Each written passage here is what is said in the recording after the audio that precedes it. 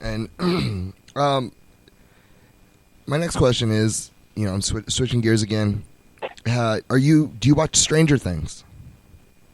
Oh yeah, I do. I love it. I know, it's such a great show. Yeah. Did you hear Ill Repute in the second season? Oh, I guess I did. Yeah, that's really cool. Yeah. I didn't realize it, but now that you bring it up, yeah. Yeah, well, Ill Repute, there from my hometown, where we're based out of, Ventura, Oxnard. They're from Oxnard. And awesome. And Tony Cortez, he told us that, oh yeah, check it out. And man, it was such an awesome, the way that they, captivate the 80s in every sense. Yeah. It's just the greatest thing in the world. And, when we heard that we were going to do the interview with you, I was like, oh, this guy's got, for one, he's got to love Stranger Things. Just for some reason in my heart, I knew it. And it's just an awesome show, and I thought I'd bring it up to you. I do love it, and I can't even begin to tell you, because I was literally those kids' age in that show at that time.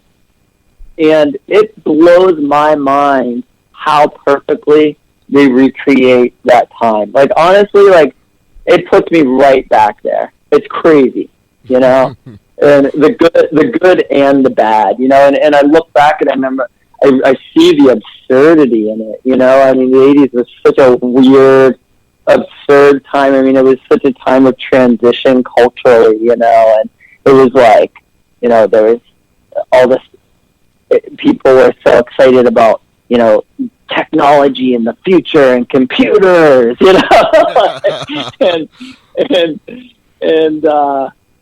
to look back on it now, it feels so childish, and even with the just sort of socially, the way people kind of treat each other, it looks archaic in some ways, Yes. And it was. I mean, I think back on it, I'm like, fuck, it really was.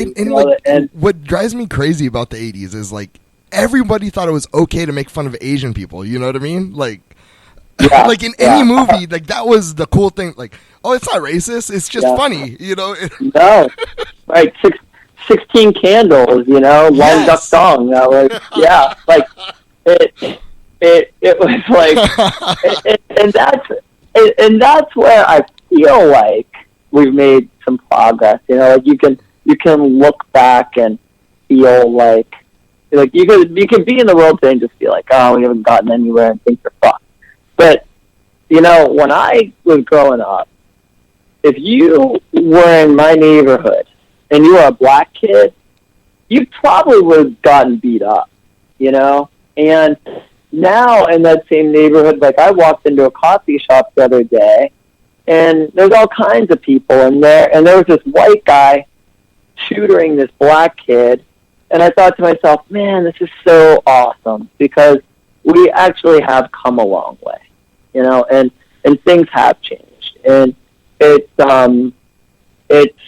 we definitely have our problems, and we're not there yet, but it is exciting at times when I see those things and I experience those things and have those moments. So I'm like, all right, I know there's a lot of problems. I know we have a long way to go, but coming from where I came, and racism was just accepted, but homophobia was just off the charts. I mean, one of the most heartening things that happened to us this summer was that, we played Warped Tour for the first time since 2008. So it was a long time, or 2010, I don't know. It's been a long time since we played it. So every day on Warped Tour we do a signing, and, we just hang out at our tent at a certain time. Anybody can come by if they want to. And, take a picture, or just say hi, or whatever. And that's usually, to me, the best part of the day, because you get to meet people and find out, what's going on with their lives and what they're into, and it's just exciting because Warped Tour is a long day and it's a grind, and it's a refreshing part of the day. And what was really cool about this Warped Tour that never happened before to us on Warped Tour, every day there was a couple of trans kids that came to our tent. And why that was so refreshing and so cool to me is that I know all those other years that we did Warped Tour, those trans kids were out there, but they were not openly out there. Mm-hmm. And they couldn't be. And what's amazing is that we're making progress in certain areas where, you know, it's like, okay, you know, it might not be every day, but for this day, these kids can actually be who they are.